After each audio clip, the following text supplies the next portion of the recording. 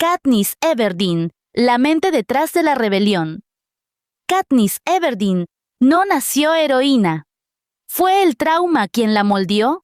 El hambre, la pérdida, la muerte temprana de su padre y la carga de proteger a su hermana fueron los primeros ladrillos en la estructura de su inconsciente.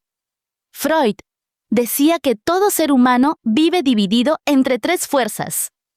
El ello, que desea sobrevivir, el superyo, que dicta lo moral, y el yo, que intenta no romperse entre ambas. Katniss es esa tensión hecha carne. Su ello la empuja a cazar, a desafiar, a actuar sin pensar. Su superyo la condena cuando ataca, cuando miente, cuando siente. Y su yo, ese pequeño fragmento que intenta mantenerse cuerdo, se quiebra poco a poco con cada flecha disparada. Pero detrás de todo, hay algo que el psicoanálisis llama el trauma fundacional. Ese momento en la infancia donde la realidad se rompe y la mente aprende que para sobrevivir hay que dejar de sentir. Para Katniss, ese momento fue la explosión de la mina, el ruido, el vacío, la orfandad. Desde entonces, cada vez que enfrenta el peligro, su inconsciente revive ese instante.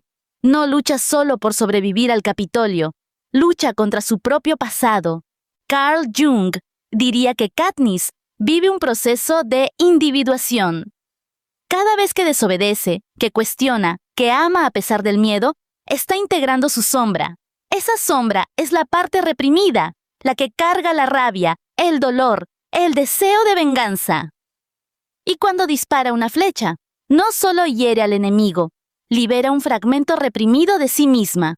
La sombra colectiva del mundo de Panem es la misma que la nuestra. Una sociedad que anestesia las emociones, que convierte el dolor en espectáculo, que usa el sufrimiento ajeno como entretenimiento. Y Katniss es la grieta en esa anestesia. Es la conciencia que despierta. Desde la teoría de Carl Rogers, podríamos decir que ella busca congruencia, el equilibrio entre lo que siente, lo que piensa y lo que muestra al mundo, pero vive en una cultura que castiga la autenticidad. Y ese conflicto interno, entre ser lo que el sistema exige y lo que realmente es la raíz de su ansiedad, de su desesperación, de su aparente frialdad. Muchos confunden su silencio con falta de emoción, pero en realidad es un mecanismo de defensa, una forma de contener el caos que habita dentro de ella. Erich Fromm afirmaba que el ser humano tiene dos opciones, amar o escapar del amor. Katniss, después de tanto dolor, ha aprendido a escapar. No porque no sienta, sino porque teme perder. Teme que amar sea volver a sufrir. Y ahí está el corazón psicológico de su historia, el miedo al apego. Ese miedo es universal. Todos lo sentimos alguna vez. Amar profundamente y al mismo tiempo, temer que ese amor nos destruya. Por eso, cuando vemos a Katniss, no solo observamos a una heroína. Nos vemos a nosotros mismos, luchando entre el deseo de conectar y el impulso de huir. Abraham Maslow hablaría de ella como una persona atrapada entre los niveles inferiores y superiores de su pirámide. Ha satisfecho la necesidad de sobrevivir, pero aún busca la autorrealización. Quiere entender quién es fuera del rol de heroína, de salvadora, de hermana, de símbolo. Y ese es el dilema final de todo ser humano. ¿Quién soy cuando nadie me necesita? Katniss representa lo que Jung llamaría el arquetipo del rebelde, pero con un matiz que pocos personajes logran. Su rebelión no es ideológica, es emocional. Ella no quiere destruir el Capitolio por poder, sino por sanación, por cerrar una herida que comenzó mucho antes de los juegos. En el fondo, Katniss no quiere venganza, quiere paz, y esa paz no la da la victoria, la da la reconciliación con el propio inconsciente.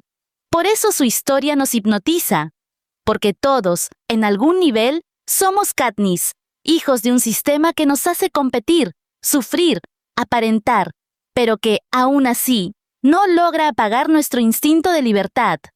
Cuando ella alza el arco, nuestro cuerpo reacciona. No por la acción, sino por la catarsis emocional, porque su lucha se convierte en una metáfora de nuestra propia sanación. Y mientras la ves enfrentarse al Capitolio, tu inconsciente te susurra algo. También tú tienes una arena interna. También tú puedes rebelarte. Esa sensación, esa conexión invisible, es lo que hace que queramos seguir escuchando. Queremos comprenderla, porque comprenderla es comprendernos.